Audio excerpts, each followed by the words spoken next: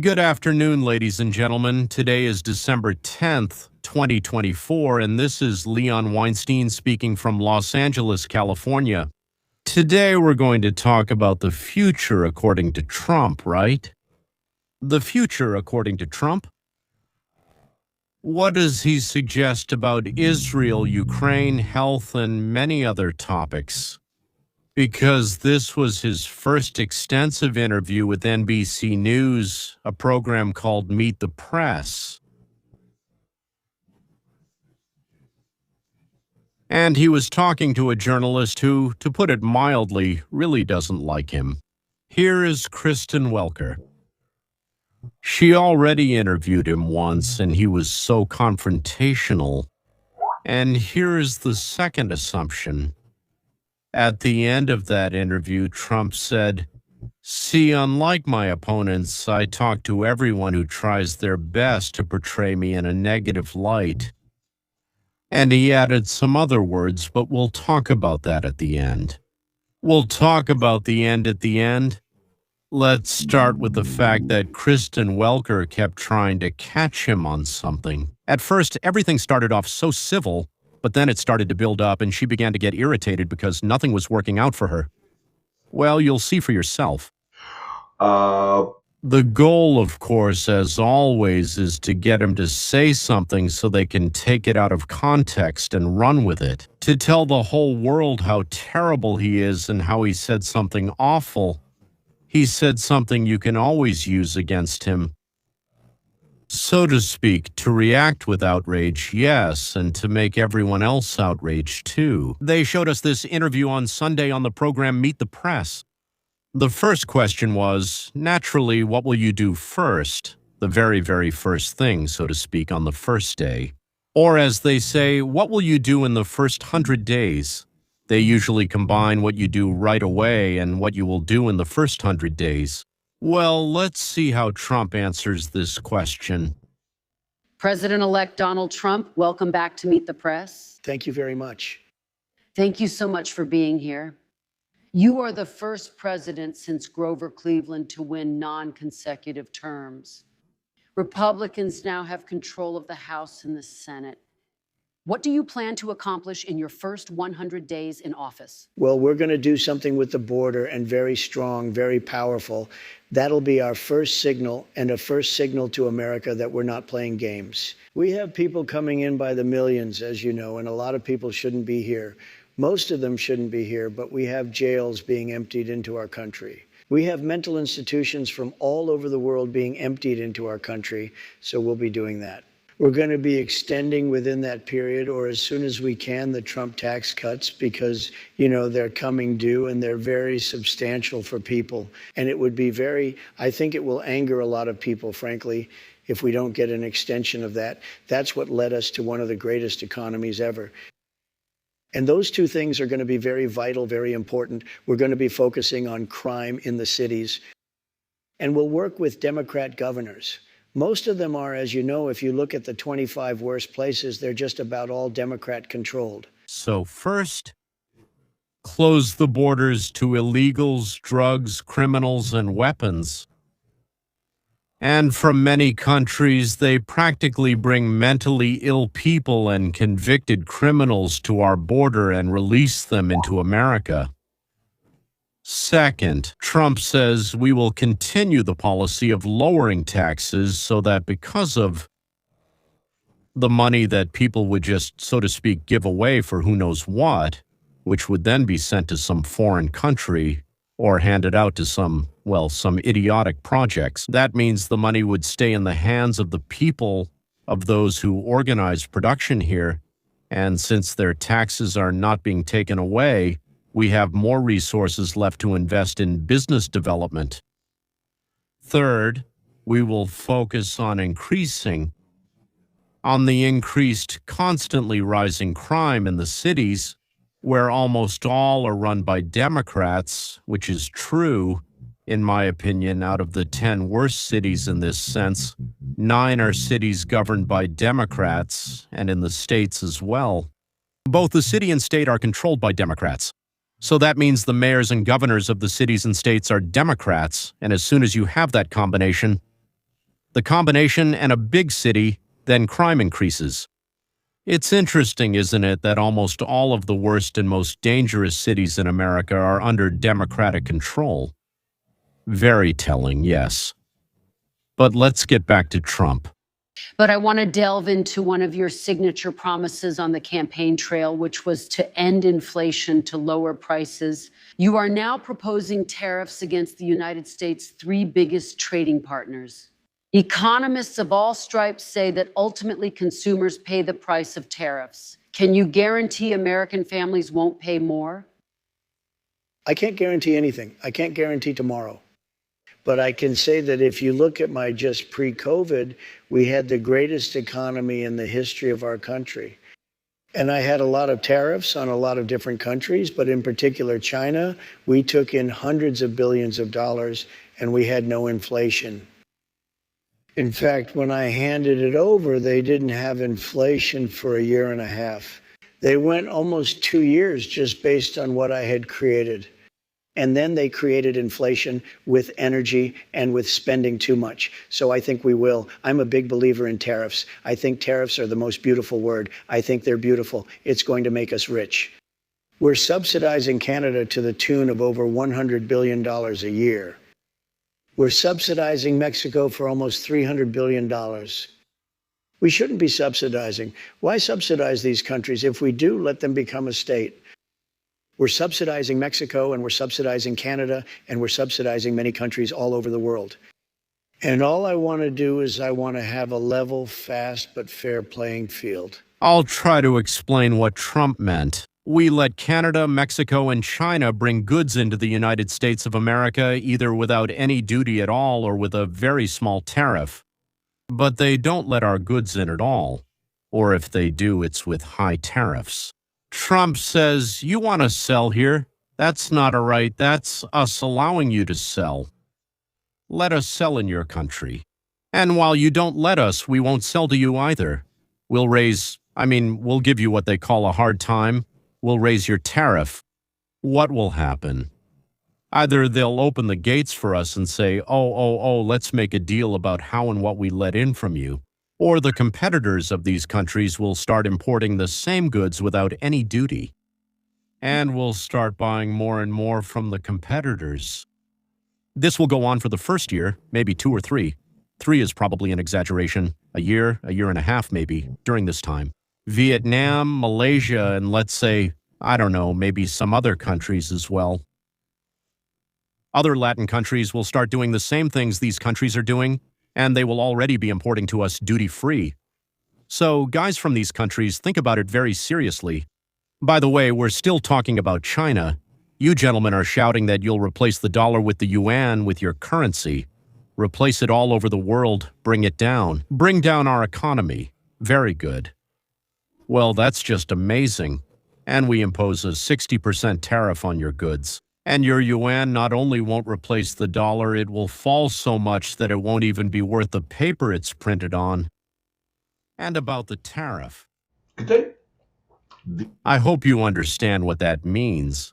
Trump gave examples, so to speak, of washing machines. They are dumping prices. China is dumping. That is, they subsidize their own production so they can dump. They can sell very cheaply. They sell. And in this way, they sell at lower prices than ours can, because they are, so to speak, subsidized. Ours are dying, and after ours die off, now that it is worth producing, they bring the price back to normal. That's it. We urgently need to start producing medicines and many other things necessary for our lives ourselves. Goods for American life. If we don't bring their production back to the country, ladies and gentlemen, it will be easy to strangle us in the event of a conflict. How would you like it, for example, if all antibiotics disappeared? All the antibiotics we use are produced in China, all of them. Not 99%, not 99.9%.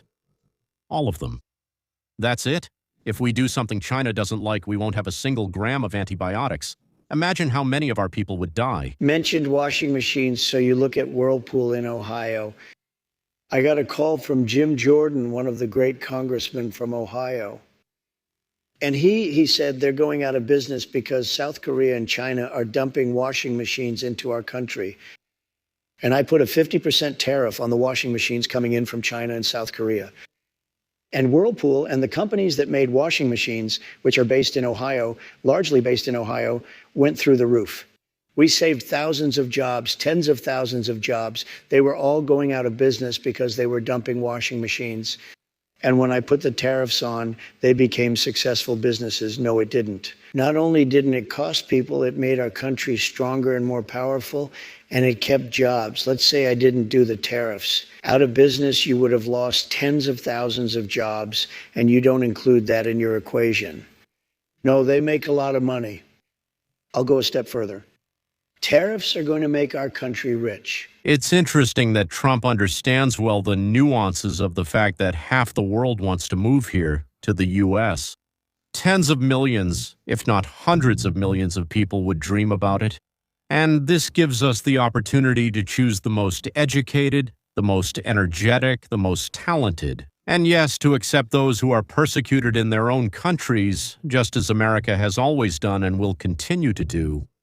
But those who sneak in, hey, to that I'm not supposed to be here. I don't have permission, but I'm going to get a job. He doesn't have permission, but he's going to get a job. He's going to buy a car. He's going to make money. He's going to send it home. He's going to bring his family. He's going to buy a new car. And that's what Trump wants to stop. He wants to kick them out of the United States, make sure they can't stay. And that's what he's going to do. But we want to bring in those we want to see here, and I'm going to make sure you get a chance to be here, and I'm going to make it happen. For those we agree with, we make it as simple as possible for them to come in. Those treated most unfairly are people who've waited in line for 10 years to enter the country.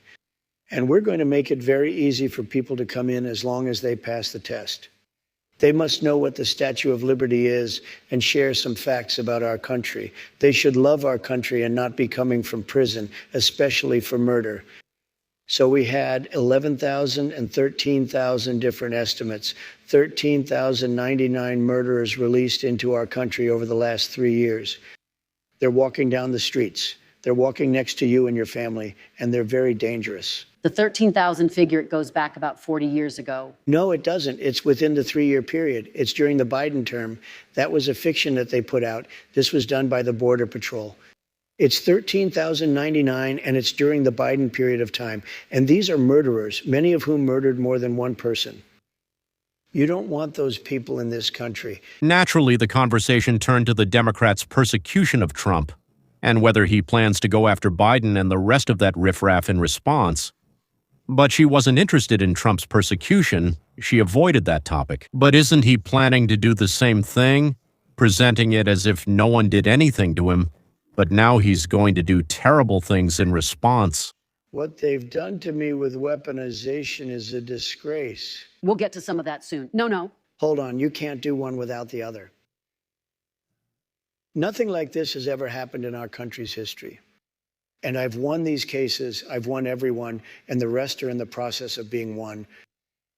Jack Smith is on his way back to The Hague where he can execute people. That's where he should have stayed. I think he's dangerous even being there.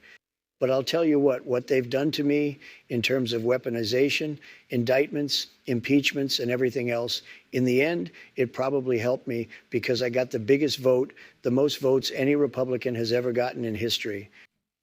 Pam Bondi talks about investigating the investigators. Do you want her to investigate Jack Smith? I want her to do what she wants to do. Do you want to see Jack Smith involved? Well, I think he's very corrupt, but I want her to do whatever she wants. Are you going to direct her to prosecute? She's a very smart person. She was a great attorney general in Florida. She's very experienced. I want her to do what she wants to do. I'm not going to instruct her to do it now. Kristen asked Trump whether he would pardon himself, like Biden pardoned his son. Why? Trump wondered. You need a pardon when you're guilty, but I don't think I'm guilty of anything.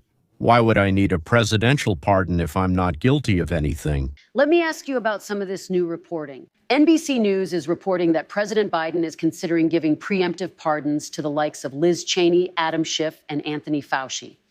If President Biden doesn't issue those pardons, do you think they are going to wish that he had? I can tell you this about Cheney, and she's a so-called Republican. I think she hurt the Democrats terribly.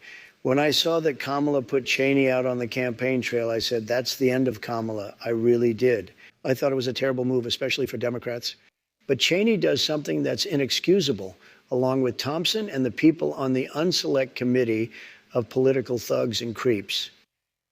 So the unselect committee went through a year and a half of testimony. Wait, They deleted and destroyed all evidence that they found. You know why? Because Nancy Pelosi was guilty. Nancy Pelosi turned down 10,000 troops. You wouldn't have had a J6 because other people were guilty. The people that said that I attacked 2 Secret Service agents in a car, I grabbed one around the neck. I was then rebuffed, and I grabbed the other one. These are 2 of the toughest men anywhere on the planet. They happen to be slightly younger than me, maybe, just a little bit. Let me just tell you. They testified. They said it was total. And all of this stuff came out. People lied so badly. Now, listen, this was a committee, a big deal. They lied. And what did they do? They deleted and destroyed a whole year and a half worth of testimony. Do you know what I can't get? I think those people committed a major crime, and Cheney was behind it, and so was Benny Thompson and everybody on that committee. For what they did, honestly, they should go to jail. For those, ladies and gentlemen, who didn't understand, the committee investigating the events of January 6 destroyed documentation, part of the documentation, from the point of view of Trump and yours truly as well.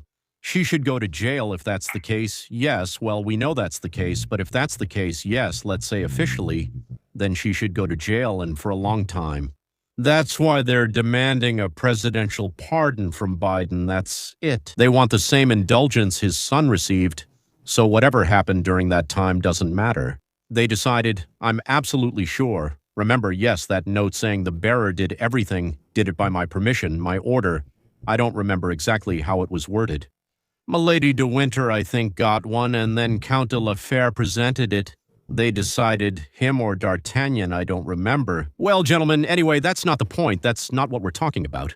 So you think that Liz Cheney should go to jail? Everyone on the committee used to. Anybody that voted in favor of it. Are you going to direct your FBI director and your attorney general to send them to jail? Not at all. I think that they'll have to look at that, but I'm not going to. I'm going to focus on drill, baby, drill. When you say that, I can't even wait, though. You've tapped these people to lead the Justice Department and FBI. They can do whatever they want. Biden can give them a pardon if he wants to. And maybe he should. Just remember, Unselect Committee, a year and a half of sworn testimony, and after getting all of the testimony, they deleted it, and they destroyed almost everything. There's nothing left. It's unprecedented. And they deny that. If you do that in a civil case, you go to jail. You know, they deny doing that, and officials say that the order never came in for the National Guards. But on January 6th, let me ask you this about January 6th. Benny Thompson wrote in a statement that he has destroyed all evidence. Did you notice how the journalist started to get nervous? How she started interrupting, shutting him down, not letting him speak? Let me ask you this about January 6th. I wish you could be you have such potential. If you could be just non-biased, you hurt yourself so badly. I'm telling you, they deleted and destroyed all the evidence. Everyone knows it. You just brush it off like it means nothing. No. I didn't deny it. That's all I'm saying. Kristen, if I did it, you would be standing up in that chair shouting at me. And you know what I'd do? I'd say, you got me. They have done something so illegal. They have a committee sworn to, and because it was so bad, the only reason they did it is because the testimony turned out to be in favor of me. Like Secret Service testified and disputed everything. It made them into a bunch of liars. Not Secret Service, it made the people. They got rid of it because it made Nancy Pelosi, the mayor of D.C., and so many people look like criminals. And I will tell you, it's illegal for them to delete and to destroy that evidence. Well, she couldn't calm down, but she swallowed it. Because Trump behaved calmly, confidently, and hammered his statements in like nails into a wall. Yes, I'm sure many of you are interested in Trump's position on Ukraine. You said you can end the war in 24 hours. You've even said you want to try to end it before you're sworn in. You're actively trying to. Have you talked to President Putin? No, I have not. You haven't spoken to President Putin since your election? No, well, I don't want to say that, but I haven't spoken to him recently. You've spoken to President Putin since your election. I don't want to say that. I don't want to say anything about that because I don't want to do anything that could impede the negotiation. But I want to stop talking about, let me tell you what I've talked about. Let me tell you, there are people being killed in that war at levels that nobody's ever seen before. You have to go back to the Second World War. And even that, if you take a look at it and you know what it is, it's the soldiers largely. The cities have been emptied out and demolished. The country has been demolished. If I had won that election, which you know how I feel about, I won't get into it since we don't need to start that argument. I think it's an easy one. It was really proven even more conclusively by the win that I had on this one. But you did lose. Well, that's your opinion, but I disagree with it. Had I assumed, kept control, number one, Israel wouldn't have happened. Number two, Ukraine would have never happened. It would have never happened. Ukraine, Russia. But the number of people that are being killed, soldiers, young, beautiful soldiers, hundreds of thousands of people are being killed. And you know, it's very interesting. It's level. Totally level. The battlefield's totally level. You know what's happening? The only thing that stops a bullet, you know what it is a body, a human body. And the people that are being killed, hundreds of thousands on both sides. Russia's lost probably 500,000. Ukraine's lost. Higher than they say, probably 400,000. You're talking about hundreds of thousands of bodies laying all over fields. It's the stupidest thing I've ever seen, and it should have never been allowed to happen. Biden should have been able to stop it. Trump says that about 1 million people have died. He mentions figures of 500,000 on the Russian side and 400,000 on the Ukrainian side. I don't know his numbers, but my feeling is when 10 million are fleeing, then probably 1 million have died. That's it. And that this is a bloody war. A war that levels cities to the ground, destroys everything. Trump did not talk to Putin. He said that he is actively preparing for this conversation and for the challenge of solving this issue. They also touched upon the Middle East. Let's turn to the Middle East now, sir. There are still American hostages being held in Gaza. You said this week that if the hostages aren't released before Inauguration Day, quote, there will be all hell to pay. Correct. What exactly did you mean? And do you still think that the hostages are alive? I'm not a big believer in the fact that there are too many of them living, sadly, because I've seen the way they've been treated. I talk about the young girl that was pulled by her hair violently and thrown into the back of a car like she was a sack of potatoes. And I said, you know, that's hatred. And then I said, how did that young girl do? Beautiful young girl just dragged by her hair. You remember blood pouring all over her body.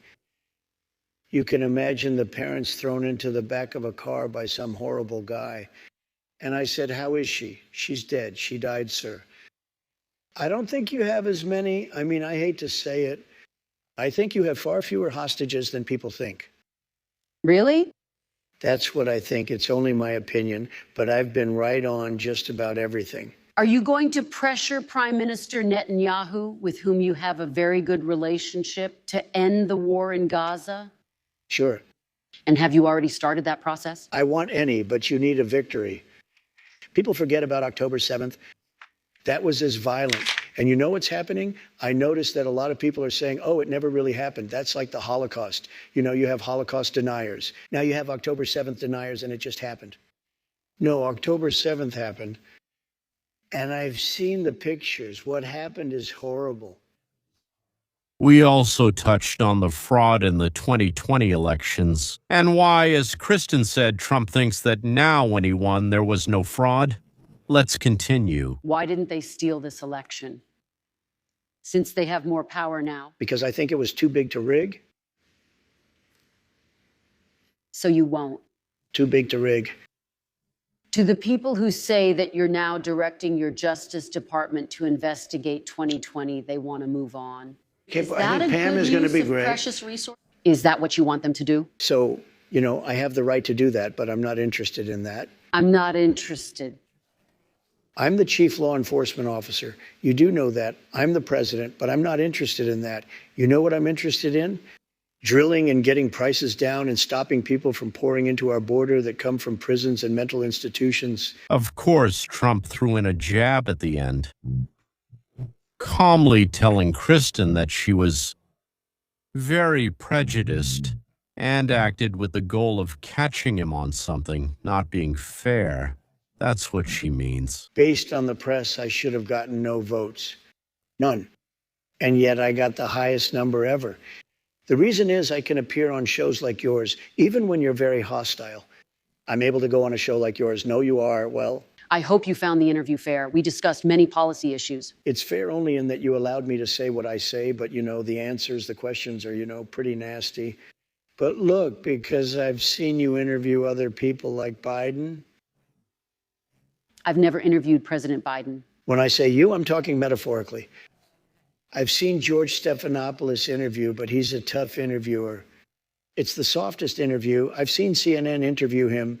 They give these soft, what's your favorite ice cream?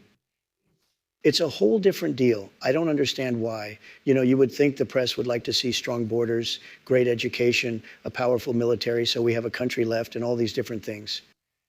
And somehow they don't want to see that. Trump asked an incredibly good question. Our press should want to close the borders. They should want to have good schools, low prices, but for some reason they don't want that and even try to prevent it. Well, let's see how the left and the far left reacted to this interview.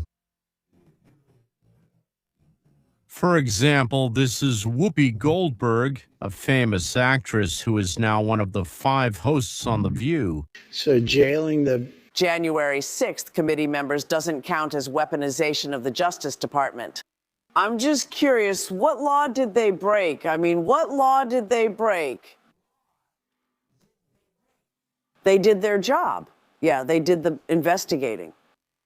They talked to all the people they felt were involved. So where did they break the law? Is that correct? They, deaf, blind, probably the committee members destroyed or lost them, right? There are a lot of volumes, witness testimonies. Well, like Hillary Clinton destroyed them, or accidentally lost 30,000 emails. She accidentally lost them and then, so to speak, ordered a program that cost tens of thousands of dollars called BleachBit, which completely wiped everything from the computer, scraped the hardware clean. The Arizona Republic. Punishment. He wrote, it's very left-wing, very, very, very left. Trump lied about this interview. He avoided answering. When she tried, she's a journalist, to catch him lying, he ignored her or just said he disagreed with her. And what was he supposed to say? I agree with you. Yes. Gentlemen, don't you think that we and they watch different interviews? How could they have heard what they heard? I showed you a lot. I know not everyone can watch everything, especially since it's in English and may not be available in Russian. That's all. But still, listen. From these clips, do you get the feeling that he was lying, trying to avoid answering, then lying again, then just saying, I'm with you? When she caught him, I'm with you. And where did she catch him? Well, okay, it doesn't matter. It's not important. Next, Trump stated that he wants to throw the members of the January 6th committee in jail. This was written in the magazine Arizona Atlantic, Arizona Republic.